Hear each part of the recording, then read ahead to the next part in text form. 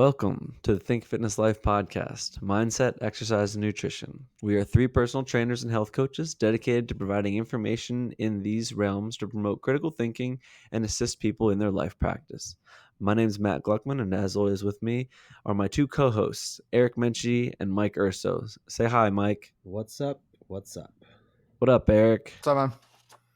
And that way you guys can help maybe hear the difference between the two. Eric is very knowledgeable on the science and exercise side of things. And not to say Mike isn't as well, but Mike also is really helpful in the behavior aspect of things and really fixing things at the mind level. Wait a We second. like to explore topics.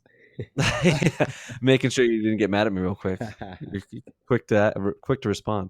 We like to explore topics related to mindset, exercise, and nutrition. We look at the psychology, the science, the behavior, and how it can shape your fitness lifestyle. So take a listen as we peel back the onion, fall down the rabbit hole. We hope we can help guide people along their journey as they continue to strengthen their body, mind, and spirit.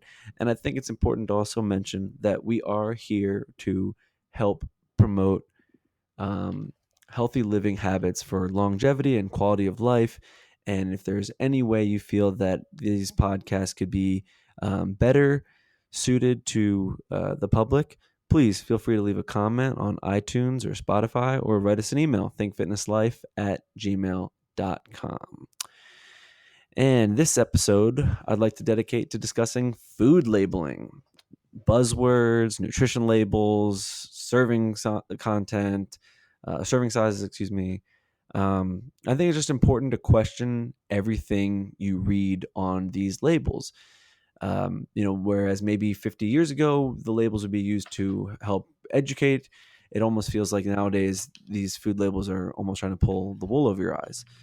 With competition in big farming and the food industry, it's important to dig further into some of these labels and find out what they really mean. This is definitely a episode where the devil is in the details. That quote applies. I want to discuss the word organic. I want to look at eggs and discuss the words free range and cage free, kind of stuff I just looked up off the USDA website. And then I want to open it up to open discussion. And I think the first thing to remember is take everything with a grain of salt, even what I'm going to be telling you here today, because this information is truncated. It's shortened in the interest of time. But you got to really think about, it's almost like how to catch a murderer or whatever. Like you got to kind of like think like the criminal to try to figure out maybe what they are trying to say there. But real quick, or as quick as I can be, word organic. So this is off of the USDA website, and there's three main stipulations for something to be technically having the organic label, and that's before it's certified. So then taking a step further, if a company goes and adds certified organic, that's usually a more trusted labeling rather than just quote unquote organic. So the three main things are produced without genetic engineering, ionizing radiation, or sewage sludge.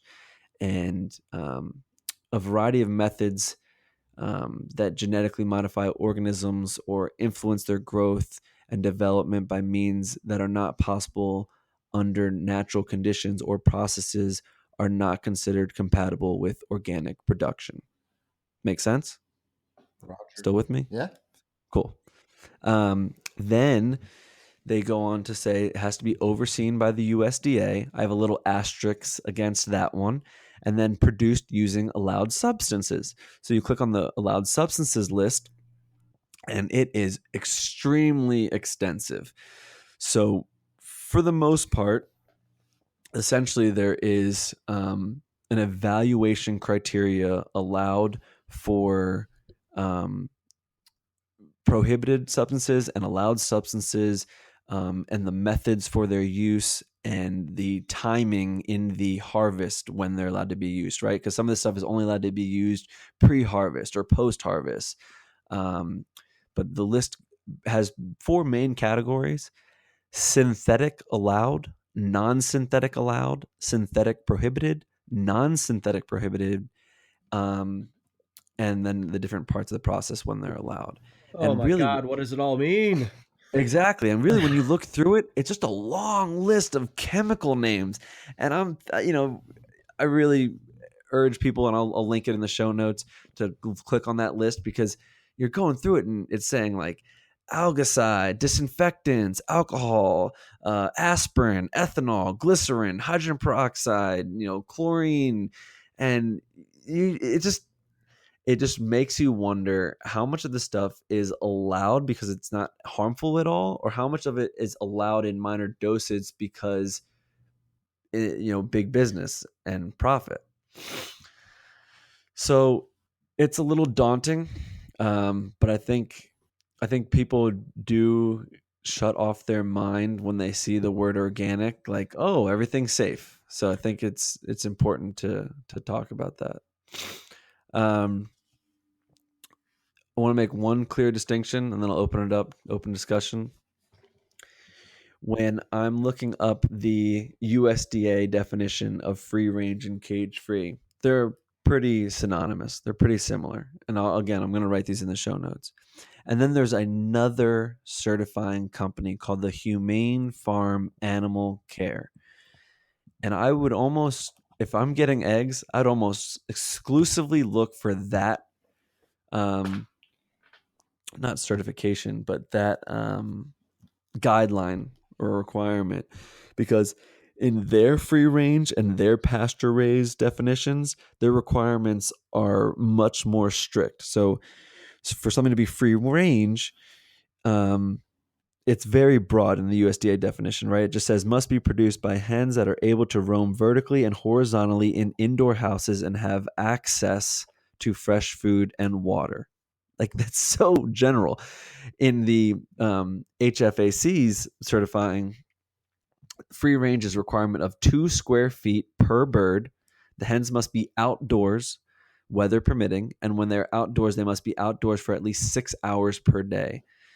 And then for the pasture raised, the same thing, right? USDA pasture raised says, um, excuse me, this one is cage free. Are laid by hens that are able to roam vertically and horizontally in indoor houses and have access to fresh food and water. Again, super general. The HFAC's pasture raised requirement is 1,000 birds per 2.5 acres, and the fields must be rotated. The hens must be outdoors year round, um, and for up to and they can only go inside at night to protect themselves from predators for up to 2 weeks out of the year. So, I mean, you can understand as the perspective of a farmer who's trying to turn a profit that that's a tough requirement to have to meet when you're trying to protect a bunch of hens and feed them appropriately. And Costly. um, Yeah. yeah, exactly. It is costly. It really is. But I don't think we should sacrifice profit for quality. And I think we kind of do that too much. Um, but yeah, those are kind of the main ones I wanted to hit on. But now I'd like to open it up to open discussion and kind of see, first of all, your guys' thoughts on the organic and the distinctions between the two eggs, USDA and HFAC. Yeah. Organic is just one of those very misleading terms. It says really nothing about whether the product you're consuming is healthy or not. And I think that's a really important distinction to make. I mean, we can call something organic sugar, but that doesn't make sugar healthy. It just means that it's sugar and it was, made organically. It was the crop, it was organic. It says nothing about, how that sugar is going to affect your blood glucose levels when you Mm. put it into your body. And this is a really important thing to consider. um, it is kind of like a throwaway term nowadays. And also, when it comes to organic, there's a lot of, I know up in Massachusetts, I don't know what it's like around Salt Lake City out there for you, Matt, but in Massachusetts, there's a lot of little farms around, and a lot of them don't turn a profit enough to be able to pay for a certified organic, um, signature on their products, or be able to pay for that. It could be upwards of, over $10,000, I think, per year or something around that. to pay for that. And so that, these companies would, they have to spend money on packaging and all these other things, and they're not producing these massive crops like some of these other big companies are. So they don't pay for organic even though they farm their stuff organically. And so I think it's just always safe to say that, if you're looking at a small farm like that, they are much more in control of their crops. Um, it's not spread out over, hundreds of acres. And I think that there's, much more of what goes into it. A lot of people know the people in the farm, like the farmers, they're local people. And I'll say for eggs too, um, we have my former nanny who watched our two girls. Her and her husband have, I think, about 10 chickens at their house. They live right here in Taunton, about 20 minutes away from me, and they bring us eggs all the time. And these eggs, roam around their lawn. They eat, bugs and all the things they're supposed to eat outside all day, and then Yeah. they go into their coop. And so they're pretty much out. They're not under a bunch of stress, which is another thing that we don't really think about. Animals can absolutely be under stress, and we already know what stress does physiologically to us humans. Stress of being cooped up in a pen with thousands of other chickens in these factory farms, who don't really have access to outdoors. Think about what that does to the quality of, the food that this animal's producing. And so, that's something that you have to consider too. That's going to change the composition of, the nutrients in those eggs. And so, and you'll see with a really good egg, like these eggs that we get from our friends, the yolks are massive in them. They're just, and every egg is like a different color Mm. too. I think when you see an egg in the grocery store and you just look at a carton of eggs and you look at like a carton of white eggs, right? And it's like they're not supposed to look like that. That's not normal. And so there's just some things that, that I want to throw out there just to consider. I've gotten same thing from my aunt, like whole natural eggs, and they were blue. And I remember, people look at them like, are these healthy? I'm like, they're 100% all natural, like from their backyard. So I think a lot of people Yeah. have this, like you said, Mike, this misconception of what they should really look like. Where I don't know what Hmm. color yours are, but I usually get like these like light blue or see blue tinted eggs, and they're really good. Yeah, mine are usually all different shades of like brown, light brown, dark brown. Even, yeah, we've gotten blue ones before, like a very light shade of blue. White is not very common. No. Yeah, you It's mentioned a almost good like point about the stress and the company I mentioned before, um, the Humane Farm Animal Care. They do talk about kind of 3 levels or 4 levels, and the fourth one was about a happy farm and a happy hen, and it plays a huge role. And I think the first accepted like the first publicly accepted kind of evidence to this is people who always talk about um, an animal when they're hunting. You never want the animal to see you. You don't want to startle the animal. You don't want to scare the animal. You don't want it to release adrenaline. So, there's certain things like when people hunt boar, they have to um, basically castrate it right away so that certain things don't get secreted into the meat and spoil it. And it's funny because we can obviously see the damage as personal trainers of the biological or the biochemical response of what stress does to the physical self, and the same thing happens to the animals we eat. So if you're most eggs are probably from chickens that are super not happy with anything in life and probably not a good quality egg. And just guys starting to define some good eggs. Like the good eggs I'll get will end up being actually pretty small. They'll be like the size of a golf ball, and they're almost more fragile. Um, and they have a more distinctive taste. They have much more flavor to them.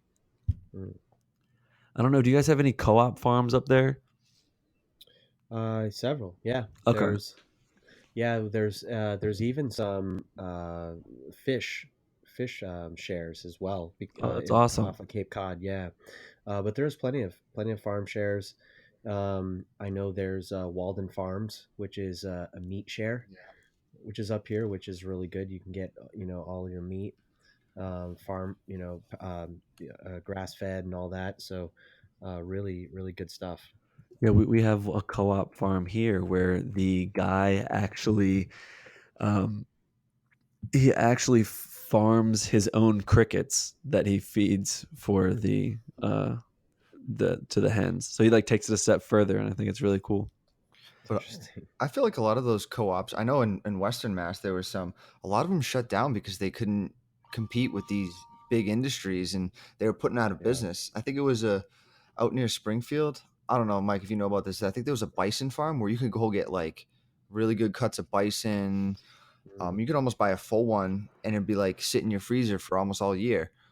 Out of business in the last 10 years because of supply and demand and because, people aren't going that route. Yeah, the big companies, the factory farms are getting subsidized by the government, of course. So Yeah. it allows them to drive the prices down lower, and people are looking for the lower price point, and as long as you slap a natural or organic on it, people are going to buy it. So doesn't matter if it was grass fed or not. People see again that another kind of misleading label, natural, and natural can mean anything. Yeah, It doesn't really mean anything at all. I don't even know where to begin with natural. It really means nothing. And all there's the stuff that Um, Matt in the labeled off yeah. yeah, synthetics. it means that essentially, like at some point in time through the process, that like person who manufactured that food, there was a natural source of something that it Right. came from. In the national list of allowed and prohibited substances for organic, there's a section that is prohibited natural substances, and one of them is like arsenic, right? Because arsenic's natural, but it's not allowed to be in the Exactly. food that we It's eat and outrageous. consume. It's outrageous. It's so silly that that's But allowed to But be in it's like marketing. you almost blame marketing for taking advantage of the fact that people aren't going to be awake to this stuff and aren't going to be thinking about this sort of stuff. And they just use buzzwords as a way Yeah. again to just kind of pull the wool over someone's eyes. They want someone to Yeah. impulsively look at the label and make a decision without diving without looking further. Because how many times do you see a label? I'll spend time in the grocery store because I like reading the boxes. I like reading everything that goes into it. And I'll Yeah. see sometimes it'll say like, maybe it'll say organic or it'll say natural on it, but it'll have a little asterisk.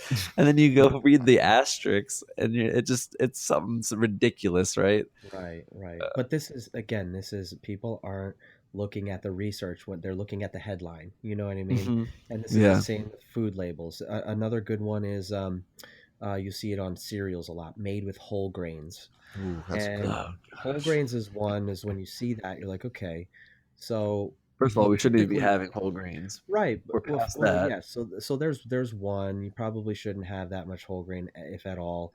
But number two, you have to also look on the ingredient list. Where is whole grains listed on the ingredient list? Typically, ingredient lists, when you look at them, they're listing the ingredients from the most amount of something in that product to the least amount of it in the product. So for at the very top of that ingredient list is what the most of that substance is used in there. And so if whole grains is not in like the first couple ingredients, there's probably a very negligible amount in that product of whole grains. And so it's thrown on the front of the box because people identify whole grains as, oh, it must be healthy because it's not, refined grains or multi-grain.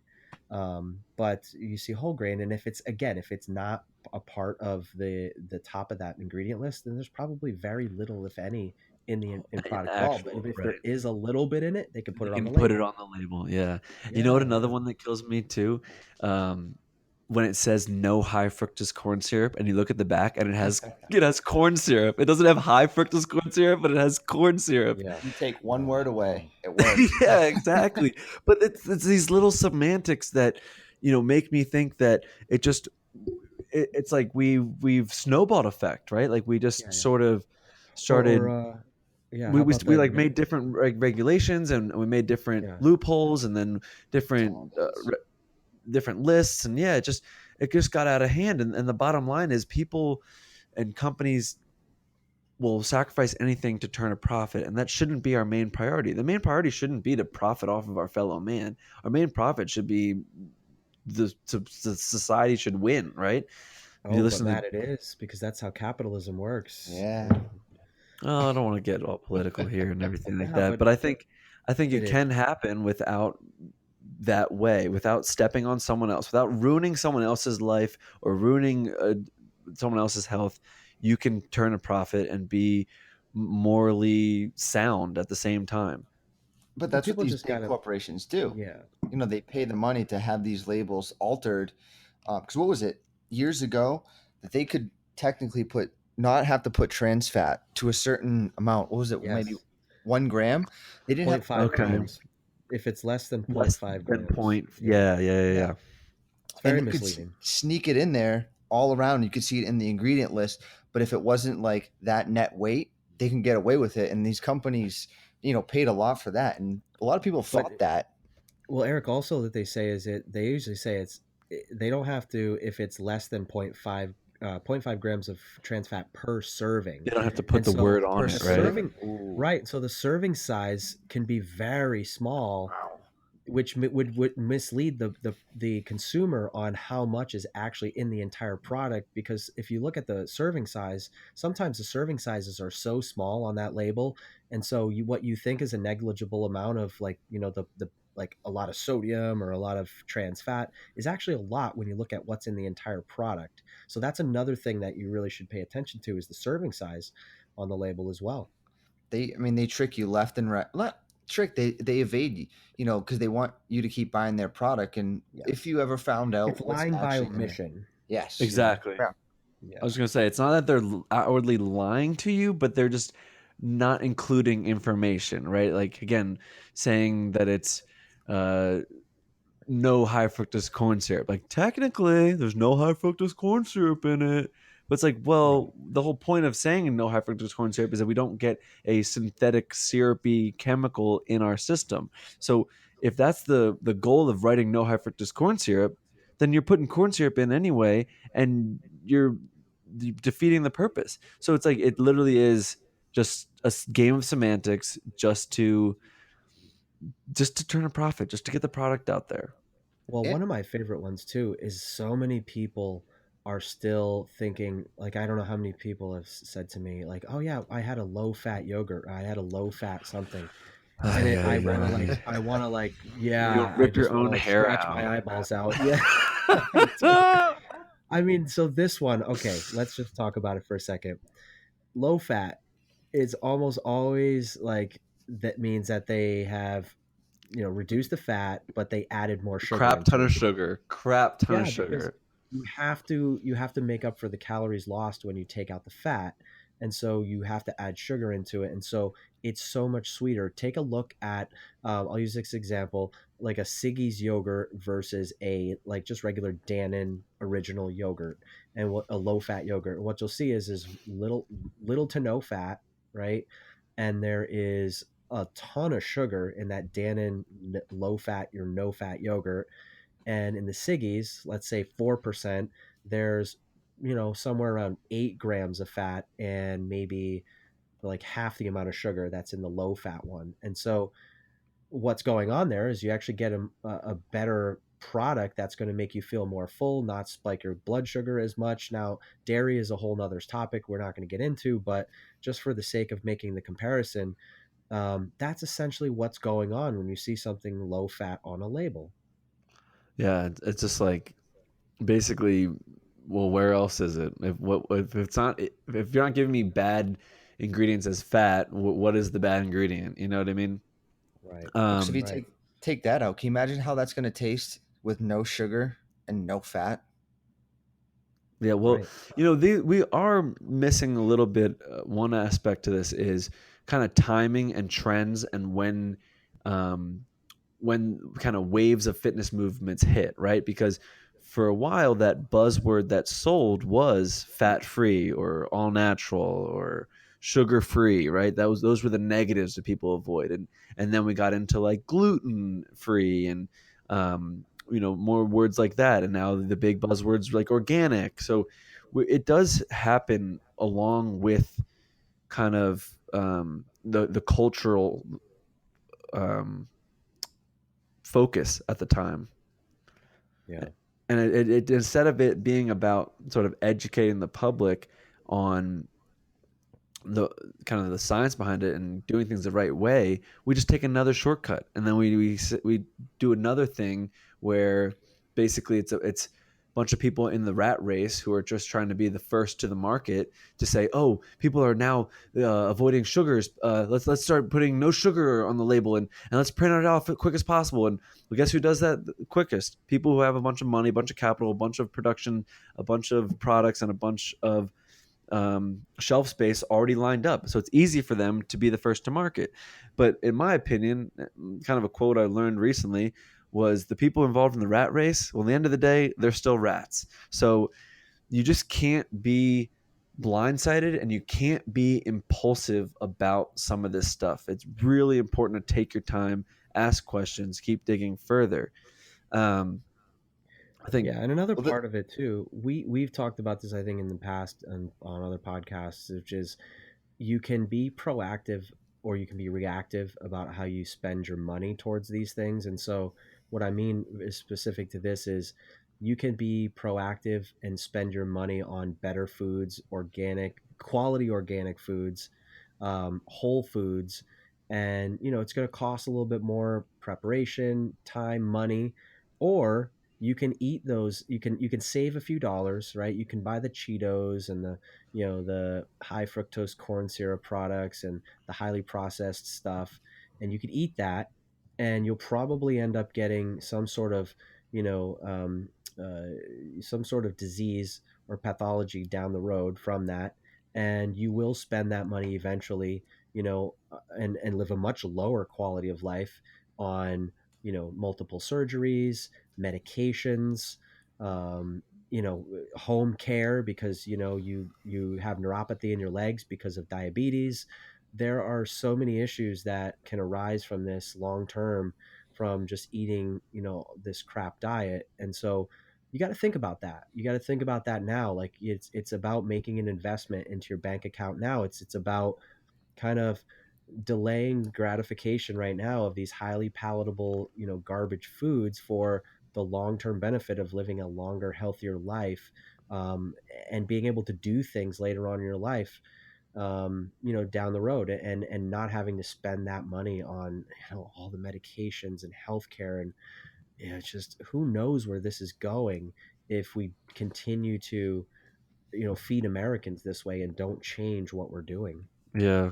And looking into this stuff, it just makes you understand like one hand's washing the other. I mean, how how come the food pyramid's written the way it is? Why are uh, people promoting all these whole grains and talking positive about all this stuff when there's really no science to promote any need in the human physiology, male or female, for a carbohydrate. I mean, glucose, yeah, Yeah. that's ATP, that's your fuel source, but we can make glucose through fatty acids. We can make glucose through amino acids, so through fats and through proteins. And it's like they almost um, promoted something in a way to set it up to be profitable for the food industry. And I think the more people kind of wake up and do things like paleo, it's like the first step. It really is to open up and think like, man, what food was around hundreds of years ago, right? Because all of us were born in this modern society. We're used to, you know, I don't know about how you guys were raised, but cereals for breakfast, sandwiches for lunch, and Hmm. dinner might have been like mac and cheese and uh, Oh, yeah, they're spaghetti just and meatballs. very unhealthy and really not connected to the foods that we as human beings evolved with. Yeah, very true. Well, I think a big switch happened. We grew up with this stuff, but you got to look back in, when it all came out during like the Great Depression when people were like malnourished, Mm, and to skip the whole that's a story, but really now good point. now we're having all these fortified things where people needed these nutrients now they're rampant, and people are overeating this stuff and getting too much and relying on too much of that food, because we kind of, I say, humans kind of took that paradigm and shifted it from like whole natural foods on a farm to like eat all this processed stuff. And that's when you really see these big corporations start like skewing the nutrition labels and like figuring out all these new Yeah. Well, additives to use. And some of them, most of these additives we use are banned overseas in Europe. So it's like, what's going on here, that we're Corn not is banning banned on in here. France. Corn is banned in France to be given to its cows and as feed. I think that's really incredible, and you're onto something though, because you're right. Like it was like a problem, right? World hunger, that was a major issue, and it was about solving world hunger. You don't hear that being a major issue anymore the way it was when, at least when I was even in middle school, way that everyone talked about it. And it was almost like kind of how they would use the war on drugs to just fund a bunch of poorly executed systems, or the war on terrorism, right? And it's like the war on starvation, and we took a shortcut and we didn't do it the right way, and we end up with the position we're in. But at the same time, less people are starved, more people do have food on their plate. But it's just like it's such a tough argument, because it's like, well, but in the end of the day, that's not really food that that person is eating, that you're making really cheap and affordable and available to that person. So are you helping them out, or are you just kind of, you know, drawing out their suffering even longer? yeah.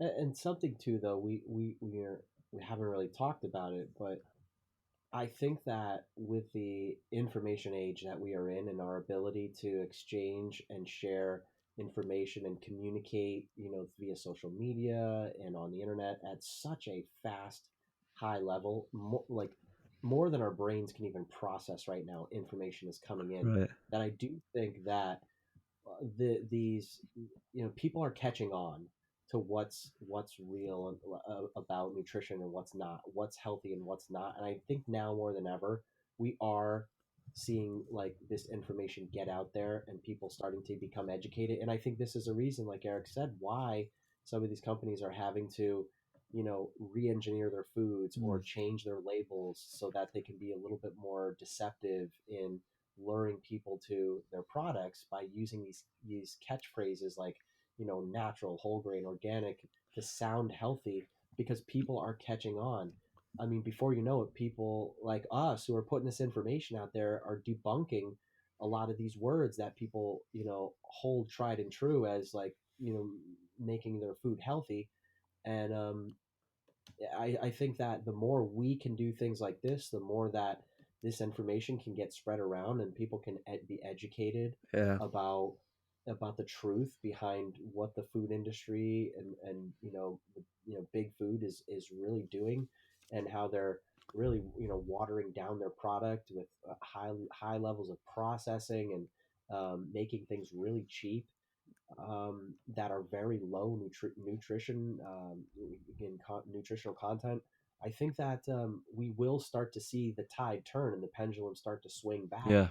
eventually. I mean, it has to, with the our ability to share this information Yeah. the way we can right now.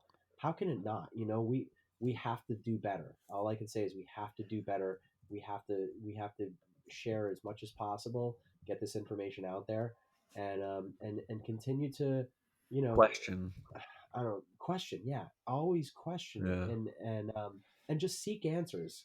People are quick and easy to just take people's opinions on something. Don't take our opinion, Exactly. not even That's on this podcast. Don't even take our opinion for it. Like, go dig take what further. we're Yeah. saying, question it, and do your own research, because the information is out there. The research is being done. It's still being done.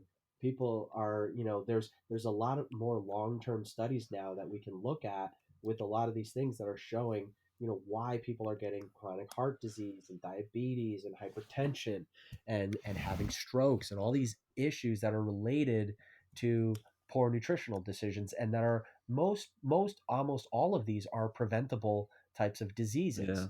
The information's out there. You know, It's out there. I want to keep talking about some more of these other buzzwords and these other popular labels that might be kind of flying under the radar. And then I want to give some time to maybe talk about some solutions that we can brainstorm to help people at least kind of start getting the process rolling of being um, more not open minded, but more health minded when it comes to their food selection. Because in the end of the day, like it's an egg isn't an egg isn't an egg. It doesn't work like that. The egg that you get from a patty from McDonald's is going to be way different than the egg that you would grab out of a out of a chicken coop that laid the egg. Oh, it's not the same? Yeah, it's not the same. No. I always thought it was. It's like you really are eating what you just ate. So you might have just eaten something synthetic. You might have just eaten something that was genetically modified, chicken. Like I would have. You are what you eat. Ate. I love it. What was it? You are what you eat. Ate. Yeah, exactly. It's so true. Um, but so a couple of other I think major ones that when I was putting together a list, I'm just going to read off the list and maybe you guys can grab one that you want to talk about. So we did organic, we did cage free, pasture raised, sugar free, fat free, no high fructose corn syrup. There's non GMO, there's artificial, there's grass fed, there's vegetarian fed. I like that one.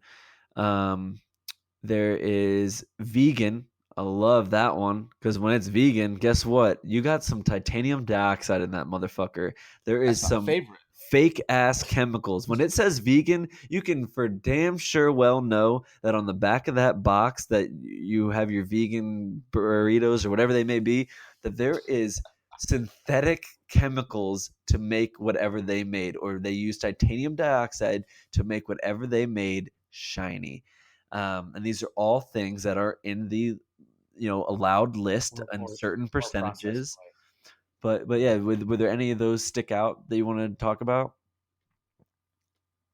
I love the vegan stuff because people, I wouldn't say all vegan, but like, you go in the supermarket and you see we'll call it the gluten free or the vegan section, and people are like, oh, I try to buy all that food and it's still frozen in the aisles.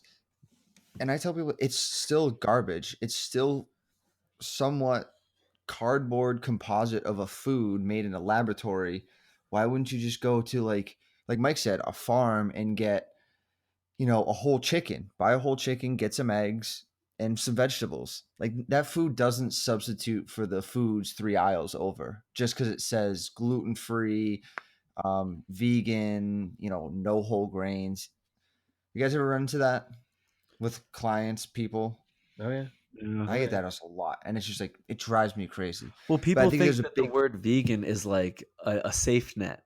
They just think, oh, it's vegan, so it's got to be like the most natural thing possible that's not unhealthy for me and not going to be have any animal stuff or animal products in it. It's just what the earth gave me, right? Like no, no, no, no, no. wrong. Vegan typically means that it's probably have even more substitutes, right? Like kind of back to what Mike was saying about the low fat stuff. It's like, okay, well, then where is the bad thing, right?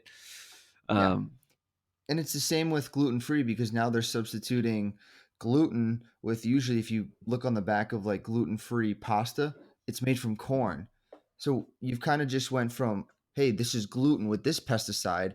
We use corn with the same pesticide next to the soybean oil. Like, have fun. Here you go. Your problems of GI issues probably won't change. You'll see improvement, but over the long run, I would say that's not going to make a huge effect. You have to change behavior and eating.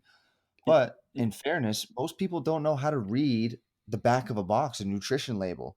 They see all these words. People don't know what fructose corn syrup is or organic, Sugar. agave and all Sugar. these sugar syrups. What else? What other can Sugar. I go? Maple Sugar's syrup. like, Sugar.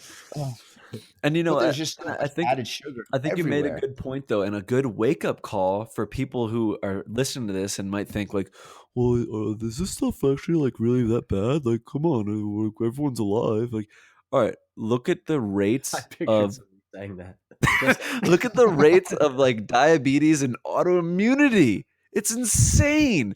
And it's so true that our ancestors did not have to worry about stuff like this. They looked at like anything they were afraid of, they could visually see typically. And now we live in a time where we are not wired right to see what's really bad and poisonous for us. We need scientists and doctors to do countless studies and have things objectively identified and or confirmed in another study to really know that a macronutrient or a micronutrient is causing something harmful on the cellular level. Like we aren't equipped to do this stuff instinctively. But when you can look at the big trends of human I guess behavior and the results of human health, it's like, come on, people, let's so we got so this. here's something really interesting because I was doing research today because I'm writing, I was finishing up a chapter in this new ebook I'm reading, and I was looking up some stats on obesity, came across a couple interesting things. So, the obesity rate in America with adults in 1990 was 18. Let's see, it was 18.7, I believe. 18.7% of American adults were considered obese in 1990. Fast forward to Hold on, let 2016. us guess. Let us guess. Let Okay, so fast forward 2016. uh, Where is it now, and how much percent has it risen? I'm gonna say 39%. It's lower. It's 29.8. So it's I didn't risen. let Menchie guess. Or That wasn't a fun just game. Okay. So well, so I was gonna guess in the 30s too. but Yeah, we're sure. Okay. it's raised over 11% over the course of that time. Okay, now that's 1990. So you have to take into consideration the population increase and all that in that time. But then we look at the other stat I was looking at was gym memberships. From 2000, there were about 30, I think it was 30,000. I'm sorry, 30 million gym memberships in the United States for adults. 2000. Fast forward to 2017, there is over 60 million gym memberships. So the gym Ooh. memberships have more than doubled in less a time, right? Which does not account for all the population. I mean, there's that just doesn't match up. So the obesity rate has gone up considerably. Gym memberships have more than doubled, and we still have this issue with people getting fatter and fatter when more and more people are going to the gym than ever. So it's not an exercise or a lack of so much a lack of exercise issue as it is a nutrition issue, Nutrition. Yep. right? Yep. That's the whole like red flag we have to consider here is this, more people are exercising now more than ever. I think if there's any To like run from their research, shitty diets and the way yeah, they feel. Yeah. but if there's any research out there that we know that like exercise, no questions asked, it is one of the most beneficial things you can do for your physiology, for your life, to make your life better on all fronts. There's nobody will ever say no, exercise is bad for me. No one, no person ever. And so nutrition is that last like kind of thing on the shelf that's sitting there like staring us in the face, like just taunting us and saying like I'm making you fatter. And it's just like the information's out there, yet people are just going for convenience. Still make They're yeah. going for convenience. um I don't know, with the vegan stuff and all that, we were talking about that. I think even with vegan, you see like it means nothing about how processed that food was. All it Right. simply means is there's Right. nothing that was made with an animal product in it. It says nothing about how highly processed that product may possibly be, which I've seen. I don't know about you guys. I've seen people say, "Yeah, I'm vegan or I'm vegetarian." Well, you're still fucking 30 pounds overweight, so something's wrong with your diet still. And part of Or that is something's because you're wrong hormonally with you. Right. oh, yeah, that could be it too. Maybe, and I'm not bashing veganism. I think that there are people. You got like Rich Roll, who is a phenomenal endurance athlete, who's a vegan, who competes at a super high level. on a vegan diet. Um, but again, you don't have as many of those people as people who are just eating a regular, like, normal ancestral diet, or paleo diet, or basically a hunter gatherer style diet. Um, and so those people are out there, and I'm not bashing it. I'm just saying No, we're not that bashing veganism at you all. That's have not the to, point. yeah, you have to really just consider that when someone says, it's vegan or it's vegetarian, does not necessarily mean that it's healthy. Correct. It's really manipulation. It's manipulation at its finest because it's taking what the public views a word and it's putting it on a box, and it's falling into that category. It's saying it's literally like when you were younger and you're like, can you just not touch me? And they're like right in your face, but they're like, I'm not touching you, I'm not touching you, I'm not touching you, but they're still annoying the hell out of you. And it it's just so frustrating because it is Yeah. it's Well, misleading so people because something there something are that's some people who aren't they're not trying to um they just think that they are making really good health choices. So I think right. that's a Right. really clear distinction we're trying to make here is we're not trying to bash anything. We're just simply trying to say these buzzwords Educate. mean nothing. Yeah, exactly. And I, start thinking about yeah. that. Start thinking that I, basically someone's just trying to get you to buy their product. Just remember that. At the end of the day, that's how it works. Absolutely. Here's a really interesting one, you guys. I'd love to hear your take on this, but um, okay. So let me use this example. Would you? Okay, we've got a kid, right? So let's just use we got 4-year-old kid, and we're gonna say to this kid, I want to give them something healthy. So we can feed them an apple, or we can give them apple juice. Okay, which one's healthier? An apple. This should be obvious, right? Okay, so you got an apple. Why is an apple healthier? I mean, we can go on with this forever. There's much more fiber content. Yes, there's sugar in it, but when you look But at it's what the a real juice is, form. It's it's the real Right. form, right? It's got vitamins, minerals. It hasn't been essentially juiced. mhm, When you juice an apple, you basically reduce it down to the water and the sugars, and you remove all of the fiber. fiber. So Yeah. which means, yeah, fiber is one of those things that once it's something is processed with fiber, like when you eat an apple, the sugar, we talked about this a few podcasts ago, that it slows down the processing of that sugar going into your bloodstream, because it binds to the fiber, and essentially you don't get that same type of spike as you would get guzzling down a glass of apple juice. Well, there's this juicing phase too, right, that people are on, where they're like, oh yeah, I'm doing juicing, and it's so healthy because I'm getting all these nutrients. Well, I had this conversation with my wife the other day. She brought home one of those Blueprint cleanse. I don't know if you ever heard of Blueprint, but it's got like kale, romaine, apple, parsley, cilantro. All these different veggies and herbs and things, and it's all juiced, right? In this beautiful green drink, and it's like $10 a bottle. It's ridiculous how expensive it is, and so she's like, "Yeah, it's super healthy for me," and I'm looking at the label, right? And essentially I'm thinking this whole thing in my head. It's like, okay, you can eat like all that kale and all that romaine, and eat all those apples that are in that bottle. And there's no way you'd be able to finish all of that that's in there. That would equate to the calories that are in that juice, or the sugar that's in that juice. But what we've done is we've reduced all of those things into their sugars and waters. And yeah, there's some vitamins and minerals left in it, but there's zero fiber. When you look at the label on that, there's like about 28 grams of sugar in that. So do the math. 4 grams per teaspoon is I'm sorry, 4 grams of sugar is about 1 teaspoon. So what is that?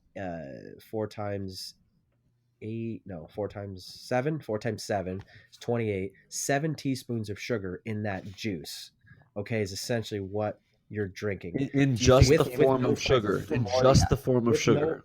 it's just the form of sugar with no fiber Right. to it at all. Now there's no fat, maybe a tiny little bit of protein in it. And she thought this was healthy, and I said to her, now hold on a second, let me just explain to you what's going on when you read this label. If you don't see fiber in it and you see that much sugar, what do you think that's doing to your body? It's going Right. it's going to act the same way as a glass of apple juice is. Yeah. And he was like mind was blown from this, and I haven't seen her buy one since. But it's just really interesting how misinformed people can be in thinking, Oh "Wow, yeah. juicing is so healthy for me." Yeah, it's going to reduce your calories. You'll it's going to clean you out for sure. It's going to clean your digestive tract pretty quickly. You're going to get a massive reduction in calories because there's not a whole lot in that. And if that's what you do a juice cleanse, yeah, you're gonna lose weight, but there are a whole lot of other issues that Because of stem the from that. basically because of limiting calories, The right? caloric No, restriction, they right? actually talk about reverse juicing. Reverse juicing is actually more beneficial to you, where you actually 100%. get the sugar Or content smoothies. Yeah. out. Right. Then you take the fiber, you take the hull or the husk, whatever it may be, of whatever you were juicing, and you take that part and smooth it with that in a smoothie, and that's all the fiber, and you actually you lowered the sugar content. But again, Yeah. I don't hate the um, I don't hate the sugar when it's in that type of form anyway. I think with the kind of the 10 minutes we have left, let's start talking about some of these solutions to kind of to be smart about your choices and the way to consume things. And that reverse juicing is a good way to kind of get the best of both worlds. Get your smoothie in, but get your fiber in, still get good flavor, and lower the kind of the sugar content there, or limit the sugar that you're getting. So I Yeah. think reverse juicing is a good solution. We were talking about co-op farms before, and I think that's another good solution for people to understand that look for locally farmed, locally sourced things because it's going to require less processed, less preservatives, and it's going to be kind of the um, of the region, right? It's going to be products of the region, and you really should be buying and consuming things that are locally um, produced. They talk about how if you consume the honey that is locally made, that it can assist, right? There's really not hard scientific evidence for this, but it does assist in kind of the way your Allergies. body responds to the allergens of that region. Yeah. And I think it's so important that people start to maybe shop locally, buy locally, look at co-op farms, look at grocery stores that are known for sourcing from local farms. And you Now have you guys gone on like the social media and found farmer market groups around you? no. Because That's that's a what good I've one. done in my town is kind of, and then we have a couple that you just go and it's every week there's different farmers and farms that show up and it's different products every week, but Yeah. it's all locally grown stuff. So I tell people, get on social media and look for these farmer markets that sprout out through these small towns, and you're gonna find some really good quality stuff. And you even go there and you find some meat too because they're Mhm. it's hunting season. There are hunters out there. You're getting quality wild meat, which is not raised in a pasture somewhere in Indiana in filth. So Yeah. check that out. Yeah, I Yeah. think people have to be willing to like I don't spend a lot of money on stuff, right? I don't care about clothes. I don't care about having a fancy car or rims or anything like that. I think people have to get out of letting that be their external joy in life and um, invest in the things that you're consuming and putting into your body. I will not hesitate to spend money on good quality food over, you know, buying the next Air Maxes that come out and the next cool color. And I think people miss the boat on that. They'd rather collect material things than enhance their quality of life by what they're going to be consuming for. I mean, you people eat for the majority of most people eat 3 meals a day, 7 days a week, inevitably their whole life. So why would you shortchange that? If it's going to be something that you do that often, think about it. If you're doing a little bit of damage at a time every time you eat, that's going to build up to a problem, maybe an autoimmune issue one day. I mean, I think I'm a damn good, um, you know, was a poster child for it because I used to eat like, a bodybuilder and have my protein shakes and, eat a bunch of uh, sugary stuff like ice cream and Oreos on the weekend. Have my cheat meals and my cheat week and all this stuff and carb load and all this stuff. And eventually, I developed ulcerative colitis, and I think eventually it was due to kind of slowly chipping away at my system. So I think it's just so important that people prioritize food and the quality of food that they're going to be putting in their house, in their bodies, in their kids' bodies. I can't count how many times I'm talking to my client and we do all this healthy talk and they get it, and at the end they're like, "Oh, it's going to be tough tonight when it's chicken nuggets and mac and cheese on the table." And I want to freaking shake them and be like, "Stop ruining your children." Uh, For me, I got just a couple things. I shop at the grocery store out here. I live out in Mansfield, Massachusetts, and it's suburban. It's outside the city, about 45 minutes outside of Boston, and I can certainly tell the difference from living in Boston, shopping at Whole Foods. The people are shaped different out here. Let's just say, um, the people in front of and behind me in line at the pears and grocery store. cucumbers. Yeah, yeah. They're the I look at some of the things that people throw up on the belt to get rung through the register, and I just like I can't believe this is this type of stuff you're feeding your family. And then you look at the parent, you look at the kid, everybody's obese, and they look stressed out, like everything. It's just this all these confounding factors. Mm. And they look at me like I have, five heads when they see organic products everywhere, like, steaks, organic chicken, all these proteins, $10 a pound for chicken, like, and they're like looking at me when they're paying like $2.99 a pound for chicken. I And get they're it, like, right? and they probably look at you Yeah, like that guy's an idiot. He doesn't know he could be he's saving a health so nut. much Yeah, like money. he's spending so much money. What a health nut. Like, oh, what a I jerk. get that all the time. Yeah, people look at me like I'm crazy, but you know what? I feel good, I look good, and I'm shameless for that. But what I was gonna Absolutely. say is, like, people, I understand that you have a family to feed, you have kids. It is expensive to buy organic for your entire family. I know because, we budget, I think, somewhere around $1,200 a month for groceries for my little family of four. I've got a 3-year-old and a 4-year-old. Damn, son. Yeah, my Woo. my grocery bill. Now this is just on Sunday, right? It was $250 for groceries on Sunday for that's just one shopping trip. Now we will have to go multiple times throughout the week because we will buy our fresh proteins Right. throughout the week, right? I will buy a couple things to last Sunday, Monday, Tuesday, right? I know steaks can last a little longer, chicken, but the fish we got to eat the same day or the next day. So we're shopping again for proteins and vegetables, fresh vegetables, typically at some day like Wednesday or Thursday. So you got to make another trip. So let's say you add another $50. So we're somewhere around $300 a week on groceries there. Not including if I have to eat out for lunch or anything, a couple times a week. So you got all that. But if you do have to stay within a budget, I suggest getting a $50 a month membership to Costco or Sam's Club Mm. or BJ's. Use your freezer, stock up. You can buy organic foods really cheap there in bulk. You can feed your family, and you will guaranteed you will save the $50 you spend on that membership for that year. You will save that in spades, like, over just the course of like 2 or 3 trips to the grocery store. So I certainly suggest that, and they have coupons all the time for products, and you can save significant amount of money just doing that. So I would recommend that. You can get tons of organic and decent whole food products. And then the other thing I just want to say is, um, eat whole foods as much as possible. And I'm not saying Yeah. shop at Whole Foods, but eat whole foods, even if it's not organic. Eating an apple versus getting apple juice for your kids is going to be so much more beneficial.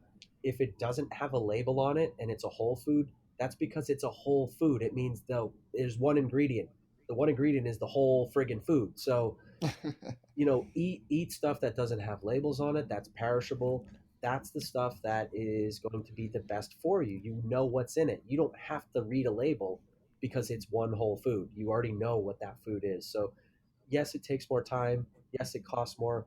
But I can just, I can only say if somebody's struggling to lose weight, they want to burn some fat, and they just want to get over that hump, if you just started eating only whole foods and that's the only thing you ate for the next couple weeks, I guarantee you will start to You lose weight. lose weight. You'll Guarantee feel you will lose better. weight. You will Yeah. feel good. Yeah. You probably And you won't may have not be comfortable cravings. for the first couple days, right? Because your body's craving some of these sugars and other things. So eat a ton of fruit. Eat I don't care how much fruit you eat. Eating a ton of fruit is way better than eating a bunch of processed sugary carbs of any kind. So And and like you said, eat the whole fruit. Not drink orange juice or apple juice. Don't just drink right, a glass of right. orange juice every morning. Eat an orange. I'd rather you eat the Doesn't orange. even equate. Absolutely. Not even Absolutely. close. You made a lot of great points there, and one thing I want to add on to that is typically I find with the like real food type stores that have like organic non-processed things without preservatives in it is they end up having more sales and more frequently because their stuff needs to get off the shelf. It has a shorter shelf life, so they're trying to sell it and move the product. And at least I know out here in Utah there's one store in particular called Sprouts, and they have a sale every Wednesday. And Wednesdays when they overlap because you get the sale of last week and you get next week's sale. And they do an awesome thing where the stuff that's on sale, typically if you're in there the grocery store after probably 3, 4, 5 o'clock, most of the sale stuff's gone. But you go up and you grab a little ticket and you get like an IOU. So you get that sale price for that same product when Kind of it's like a back rain in check. stock. Love it. Yeah. They're It's really good about it. So, it is I think kind of a benefit to the consumer when you buy or you shop at places that have all natural stuff because it's not going to stay on the shelf forever. So they can't just keep the price super high and hope that it'll sell eventually one day. Like no, they need to sell that product at least at cost so that they can move it and not lose product. So Yeah, and if you want to get some of that stuff even cheaper, as Eric was saying, you can get on social media or wherever, find your local farmers market, head over there. And if you go to that farmers market kind of late in the day, like when they're closing up shop, they're going to just try to unload as much as possible. that's a I good remember point. buying a 2 pound bag of spinach for $2. And this bag of spinach was like as big as my torso. Like 2 pounds of spinach is a That's a lot. lot. It was as big as my Yeah. torso. I paid $2 for it. They had a full box of yellow peppers. Guy sold it to me for like $5, and there was like 20 peppers in that. You know how expensive peppers Jeez. are at the Yeah. grocery store? Very expensive. It's just like things like that. Like go to the farmers market when they're trying to unload everything, Mhm. towards the end of the day, and you will find some bargains, and they're willing to haggle with you. So Yeah. Well, yeah. we're running up on an hour here, and we touched on a lot of good points. I know my closing quote or statement is just the quote by Socrates: "Let food be thy medicine," or Hippocrates, "Let food be thy medicine."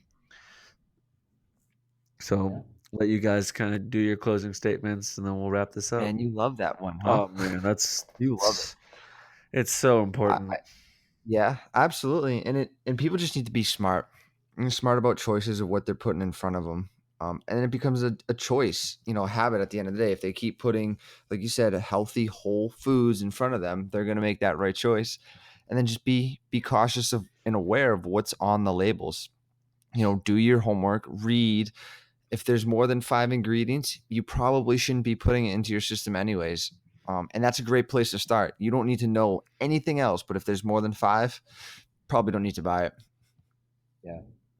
And for me, I would just say, from a thrifty standpoint, yeah, just buy in bulk if you can, freeze it if you can, um, just really pay attention. Pay attention to the labels. Pay attention to the ingredients. Pay attention to how many ingredients are on it. Um, Look out for sugar, and just I don't know. Be smart. Be smart. The information's out there. We said it. We'll say it again. If you have questions, look it up. Yeah. Ask. Don't just Dive assume further. that the companies who are packaging these things got it right. Ask questions. Try to validate their claims, and and I guarantee you, you dig some of this stuff up, you're going to find that there are much healthier options out there. But to echo what Eric said, eat whole foods. If you eat whole foods, you can't go wrong. You really can't go wrong. I mean, you know what's in it, and create a ritual around your eating too. That's one great way to just really enjoy. I know, going and cooking food can be tedious and inconvenient, and this and that, and it's easy to grab that hamburger from McDonald's drive-through. But just buy some ground beef, make your own patties, throw some spices in it, have a bunch of people over, have a nice little glass of red wine, enjoy yourself a little bit, and just that in itself will take the stress down. You know what's in your food because you made it yourself, and you'll just enjoy it, you'll appreciate it more. That's it. That's all I got. A lot of great stuff. A lot of great stuff. And I hope you guys enjoyed this podcast. I really think I see value in doing another food labels episode. There's just so many other things that we could have dove into, but this is just barely scratching the surface. Well, again, I'm going to have the show notes listed out for people, kind of what the topics were throughout the hour. I'll have some links to the USDA website and to that humane, um, what was it, Humane Farm Animal Care certification organization as well. Um, please, please, when you shop next time, take some of what we said and start to apply it. Read labels. We just gotta be awake and alert as a society, because that's the only way we're gonna really push the world forward and make changes, is when we can all kind of wake up and find the solutions, ask the questions. I don't have the best answers, but we got to start working together to find some of these right answers and pick apart some of this stuff. So um, yeah, that's it for this week's episode, and we will catch you guys next week.